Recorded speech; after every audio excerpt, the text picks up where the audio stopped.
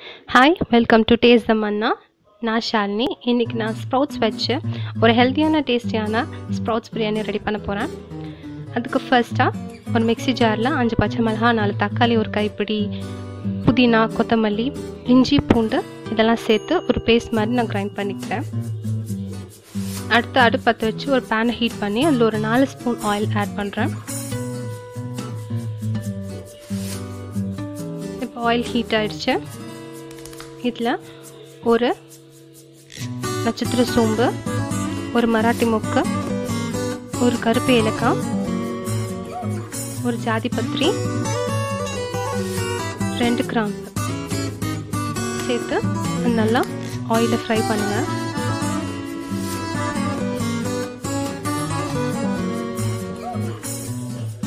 இது ஃப்ரை ஆனதும் நான் ஒரு 3 பெரிய வெங்காயம் ஸ்லைஸ் பண்ணி வச்சுருக்கேன், அதை நான் அதில் ஆட் பண்ணுறேன். பாருங்கள், அது நல்லா கோல்டன் ப்ரௌன் ஆகிடுச்சு. இந்த ஸ்டேஜில் நம்ம ஆல்ரெடி அரைச்சி வச்சுருக்கோம் இல்லையா, அந்த பேஸ்ட்டை ஆட் பண்ணுறேன். இது நல்லா வரணும். எண்ணெய் தனியாக அந்த மசாலா தனியாக பிரிஞ்சு வர வரைக்கும் வதக்குங்க.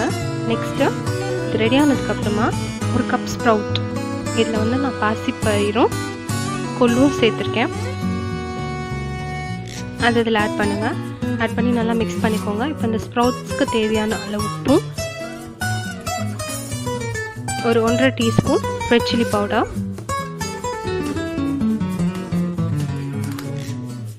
ப்ளஸ் ஒரு 1.5 டீஸ்பூன் கரம் மசாலா சேர்த்து இந்த ஸ்ப்ரவுட்ஸை கொஞ்சம் ஒரு 5 மினிட்ஸ் குக் பண்ணுங்கள். இப்போ இந்த ஸ்ப்ரவுட்ஸ் குக் ஆகிடுச்சு. இதில் நான் ஒரு 1.5 கப் ரைஸ் நான் சேர்த்துருக்கேன்.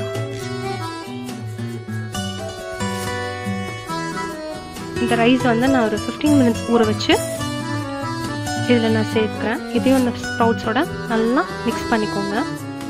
அடுப்பை சிம்மில் வச்சு குக் பண்ணுங்கள்.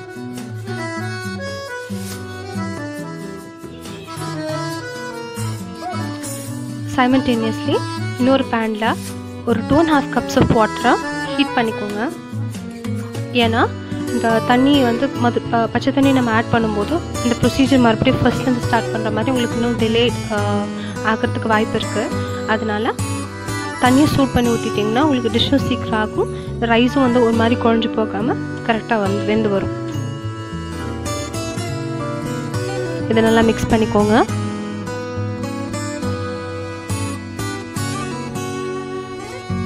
இப்போது இந்த ரைஸ்க்கு தேவையான உப்பு நான் அதில் சேர்க்க போகிறேன். உப்பு பார்த்து சேர்த்துக்கோங்க, ஏன்னா ஆல்ரெடி இந்த ஸ்ப்ரவுட்ஸ் வேகிறதுக்காக நான் உப்பு போட்டிருக்கேன். அதனால இப்போ அந்த ரைஸ்க்கு மட்டும் தேவையான அளவு நான் சேர்க்குறேன். நெக்ஸ்ட்டு ஒரு 2 தக்காளியை கட் பண்ணி அதையை இதில் கையிலே ஸ்க்வீஸ் பண்ணி நான் அதில் ஆட் பண்ணுறேன். ரைஸ் நமக்கு கொதிச்சு வருது இந்த தண்ணியில். இப்போ தண்ணி வற்றிச்சு பாருங்கள். இதை ஒரு 15 மினிட்ஸ் நம்ம தம்மில் குக் பண்ண போகிறோம். இதை பாத்திரத்தை ஒரு தட்டு போட்டு மூடிட்டு இதுக்கு மேலே இன்னொரு பாத்திரத்தில் கொஞ்சம் பச்சை தண்ணி ஊற்றி நம்ம வைக்கிறோம். இது அந்த வாட்டர் பேப்பர் மேலே வர வாட்டர் பேப்பரை கண்டென்ஸ் பண்ணி உங்களுக்கு திருப்பி கீழே அந்த ரைஸ் குக் பண்ணுறதுக்கு ஹெல்ப் ஆகும். இப்போ அடிக்கடி எடுத்து நீங்கள் கொஞ்சம் கலரி விட்டுக்கோங்க. இப்போ பாருங்கள், 15 மினிட்ஸ் ஆச்சு. நமக்கு சாப்பாடும் ரெடி ஆயிடுச்சு. Subscribe our channel and hit the bell icon for new videos, and thanks for watching.